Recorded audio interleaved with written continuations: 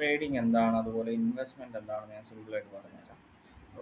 Trading എന്ന് പറയുന്നത് നമുക്ക് എല്ലാവർക്കും അറിയാവുന്ന പോലെ ഷോർട്ട് ടൈം ഫോക്കസ് ചെയ്ത് അല്ലെങ്കിൽ ചെറിയൊരു ടൈം ഫ്രെയിമിൽ മാർക്കറ്റിൽ നിന്ന് പ്രോഫിറ്റ് ഉണ്ടാക്കാൻ വേണ്ടി നമ്മൾ ചെയ്യുന്നൊരു മെത്തേഡ് ട്രേഡിംഗ് എന്ന് പറയുന്നത്. മാർക്കറ്റിൽ ഇപ്പോൾ സ്റ്റോക്കൊക്കെ എടുക്കുകയാണെങ്കിൽ ഓരോ സെക്കൻഡിലും പ്രൈസ് മൂവ് ചെയ്യത്തില്ലേ, അത് നമ്മൾ പ്രോപ്പറായിട്ട് കാര്യങ്ങൾ പഠിച്ച് മനസ്സിലാക്കി പ്രോഫിറ്റ് എടുക്കുക ഷോർട്ട് ടൈം. ഇപ്പോൾ ട്രേഡിങ്ങിലൊരു കുറച്ച് different types of trading divide ചെയ്തിട്ടുണ്ട്. സ്കാൽപ്പിംഗ് എന്ന് പറയുന്നത് നമ്മൾ ബൈ ചെയ്യുന്ന അസറ്റ് സ്റ്റോക്ക് ആണെങ്കിൽ സ്റ്റോക്ക് ഒരു 5 മിനിറ്റിനുള്ളിൽ ബൈ ചെയ്ത് സെല് ചെയ്യുകയാണെങ്കിൽ അതിനെ സ്കാൽപ്പിംഗ് എന്ന് പറയും. ഇനിയിപ്പോൾ വിത്തിൻ 1 ഡേ ആണെങ്കിൽ അതിനെ ഇൻട്രാഡേ എന്ന് പറയും. ഇനി വിത്തിൻ ഒരു 6 മന്ത് ആണെങ്കിൽ സ്വിംഗ് ട്രേഡിംഗ് എന്ന് പറയും. എഗെയിൻ ഇനി അതൊരു ഒരു വർഷത്തിനുള്ളിൽ നമ്മൾ സെല് ചെയ്യുന്നുണ്ടെങ്കിൽ പൊസിഷണൽ ട്രേഡിംഗ് എന്ന് പറയും. ഇതാണ് ട്രേഡിംഗ് എന്ന് പറയുന്നത്. അപ്പം ഏറ്റവും കൂടുതൽ ഫോക്കസ് ചെയ്യുന്നത് ഷോർട്ട് ടൈം മാർക്കറ്റിൽ നിന്ന് ഷോർട്ട് ടൈം ആയിട്ട് പൈസ ഉണ്ടാക്കാനാണ്. ഇനിയിപ്പോൾ ഇൻവെസ്റ്റ്മെന്റ് ആണെങ്കിൽ അവിടെ കുറച്ച് ലോങ് ടൈം ആയിരിക്കും. അറ്റ്ലീസ്റ്റ് ഒരു വർഷമെങ്കിലും നമ്മൾ ഹോൾഡ് ചെയ്തിട്ട് സെല് ചെയ്യുന്ന ആ ഒരു പ്രോസസ്സിനെയാണ് നമ്മൾ എന്താണ് ഇൻവെസ്റ്റ്മെന്റ് എന്ന് പറയുന്നത്. ഇവിടെ നമ്മൾ കുറച്ചുകൂടെ ഫോക്കസ് ചെയ്യാൻ പോകുന്നത് കമ്പനികളെ കുറിച്ച്. നമ്മൾ ഇൻവെസ്റ്റ് ചെയ്യുന്നത് കമ്പനിയിലാണെങ്കിൽ സ്റ്റോക്കിലാണ് ഇൻവെസ്റ്റ് ചെയ്യുന്നതെങ്കിൽ ആ ഒരു കമ്പനിയുടെ ഡേറ്റ, കമ്പനിയുടെ സെയിൽസ് കൂടുന്നുണ്ടോ നോക്കണം. പിന്നെ ആണെങ്കിൽ പ്രൊമോട്ടർ ഹോൾഡിംഗ് നോക്കും. അതുപോലെ തന്നെ കമ്പനിയുടെ ഡെപ്റ്റ് നോക്കി കാര്യങ്ങളൊക്കെ നോക്കണം. ഡെപ്റ്റ് കൂടുതലുള്ള കമ്പനിയിൽ പോയി ഇൻവെസ്റ്റ് ചെയ്യുന്നത് അത്ര നല്ലതല്ല. ബട്ട് ചില കാര്യങ്ങളിൽ ഡെപ്റ്റ് വരുന്നത് നമുക്ക് വലിയ ഇഷ്യൂസ് അല്ല. അത് ഞാൻ ഡീറ്റെയിൽ ആയിട്ട് പറഞ്ഞുതരാം.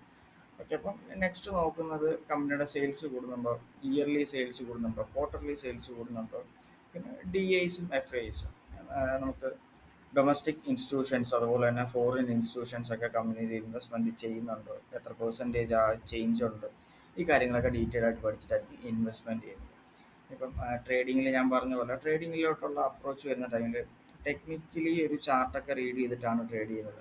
അതായത് ചാർട്ട് നോക്കിയിട്ടാണ് എവിടെ എൻ്റർ ആവണം, എവിടെ എക്സിറ്റ് ആവണം, അല്ലെങ്കിൽ ഇൻഡിക്കേറ്റർ യൂസ് ചെയ്യും, ചാർട്ട് പാറ്റേൺസ്, ഈ കാര്യങ്ങളെല്ലാം നമ്മൾ യൂസ് ചെയ്യുന്നത് ചാർട്ടിലാണ്. ചാർട്ട് റീഡ് ചെയ്തിട്ടാണ് ബേസിക്കലി ട്രേഡ്. ഒരു 90% ഓഫ് ട്രേഡേഴ്സും ചാർട്ട് റീഡ് ചെയ്തിട്ടാണ് ട്രേഡ് എടുക്കുന്നത്. ഇപ്പം ഈ ഒരു ഞാൻ പറഞ്ഞ പോലെ ഇൻവെസ്റ്റ്മെന്റ് വരുമ്പോൾ ഫണ്ടമെന്റൽ നമ്മളിപ്പോൾ പറഞ്ഞില്ലേ, സ്റ്റോക്കിൻ്റെ കമ്പനിയെ കുറിച്ച് ഡീറ്റെയിൽ ആയിട്ട് പഠിക്കുക, അത്രയേ ഉള്ളൂ. അഗൈൻ ട്രേഡിങ്ങിൻ്റെ ടൈമിൽ അല്ലെങ്കിൽ ട്രേഡിംഗ് എന്ന് പറയുമ്പോൾ അവിടെ ഹൈ റിസ്ക്കിയാണ്.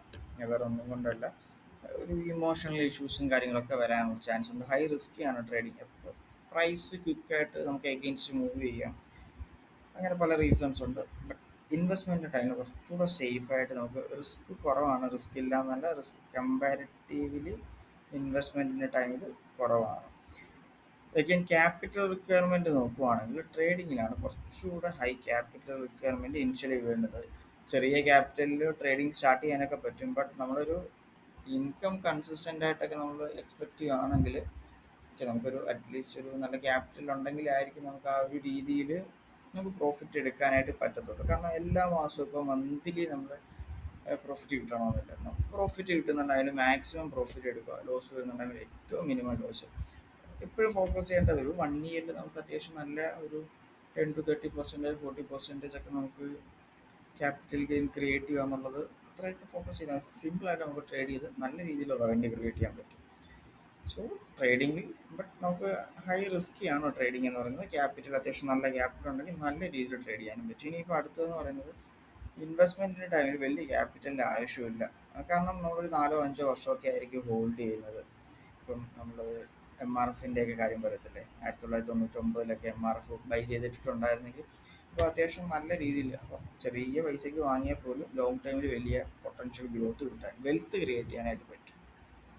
അപ്പോൾ ക്യാപിറ്റലിൻ്റെ കാര്യത്തിൽ നമ്മളത് നോക്കി. അടുത്തതെന്ന് പറഞ്ഞാൽ ടൈം കമ്മിറ്റ്മെൻറ്റ് വരുമ്പോൾ ട്രേഡിങ്ങിൽ സ്ക്രീൻ ടൈം അല്ലെങ്കിൽ ടൈം നമ്മൾ കൂടുതൽ കൺസ്യൂമിങ് ആണ്. ഒരുപാട് നേരം നമ്മൾ കാര്യങ്ങൾ ഡീറ്റെയിൽഡായിട്ട് പഠിച്ച് അല്ലെങ്കിൽ കാര്യങ്ങൾ മനസ്സിലാക്കിയിട്ട് വേണം ചെയ്യാൻ. അത്രയും ടൈം കൺസ്യൂമിങ് അല്ല ഇൻവെസ്റ്റ്മെൻ്റ് എന്ന് പറയുന്നത്. ഇനിയിപ്പം ഇൻവെസ്റ്റ്മെൻറ്റ് പോലെ കുറച്ചുകൂടെ കംഫോർട്ടായിട്ട് അല്ലെങ്കിൽ കുറച്ചുകൂടെ ഇൻവെസ്റ്റ്മെൻറ്റിനൊക്കെ കുറച്ചുകൂടെ റിട്ടേൺ വേണം. കോമൺലി ഒരുപാട് ആൾക്കാർ ചെയ്യുന്ന സ്കാൽപ്പ് ട്രേഡിംഗ് പോലെ അത്രയും ഹൈ റിസ്ക് ആയിട്ടുള്ള സെഗ്മെൻറ്റ് വേണ്ടെങ്കിൽ കുറച്ചുകൂടെ കംഫോർട്ടായിട്ട് ഒരു വർക്കിൻ്റെ കൂടെ എപ്പോഴും പീസ്ഫുള്ളായിട്ട് കൊണ്ടുപോകാൻ പറ്റുന്നത് സ്വിംഗ് ട്രേഡിംഗ് ആയിരിക്കും. സ്വിംഗ് ട്രേഡിംഗ് എന്ന് പറയുന്നത് നമ്മൾ ബൈ ചെയ്യുന്ന സ്റ്റോക്സ് ഒരു അറ്റ്ലീസ്റ്റ് ഒരു ദിവസത്തിന് മുകളിൽ ഹോൾഡ് ചെയ്യുന്നത്, ഒരു 6 മാസത്തിനുള്ളിലൊക്കെ ബൈ ചെയ്ത് സെല് ചെയ്യുന്നത്, അത് നമുക്ക് സിമ്പിളായിട്ട് ചെയ്യാനും പറ്റും. നമ്മുടെ കമ്പനിയെക്കുറിച്ച് പഠിക്കണം, ചെറിയ രീതിയിൽ ഫണ്ടമെൻ്റൽ അനാലിസിസ് ചെയ്യണം. അഗൈൻ ബാക്കി ഒരു 90% നമ്മൾ ടെക്നിക്കൽ അനാലിസിസ് നല്ല രീതിയിൽ നമുക്ക് ചെയ്യാൻ പറ്റുന്ന സെഗ്മെൻ്റാണ് സ്വിംഗ് ട്രേഡിംഗ് എന്ന് പറയുന്നത്. നമുക്ക് ഇയർലി ഒരു 20 to 30% എബോവ് അതിന് മുകളിൽ മാർക്കറ്റ് കണ്ടീഷൻസ് അനുസരിച്ച് നമുക്ക് പ്രോഫിറ്റ് എടുക്കാൻ പറ്റുന്ന സെഗ്മെൻറ്റൂടാണ് ഈ ഒരു സ്വിംഗ് ട്രേഡിംഗ് എന്ന് പറയുന്നത്. ഈ കാര്യങ്ങൾ എന്തെങ്കിലും ക്ലാരിറ്റി കുറവുണ്ടെങ്കിൽ കമൻറ്റ് ചെയ്തോ, ഞാനത് ഡീറ്റെയിൽ ആയിട്ട് പറഞ്ഞുതരാം. ഓക്കെ.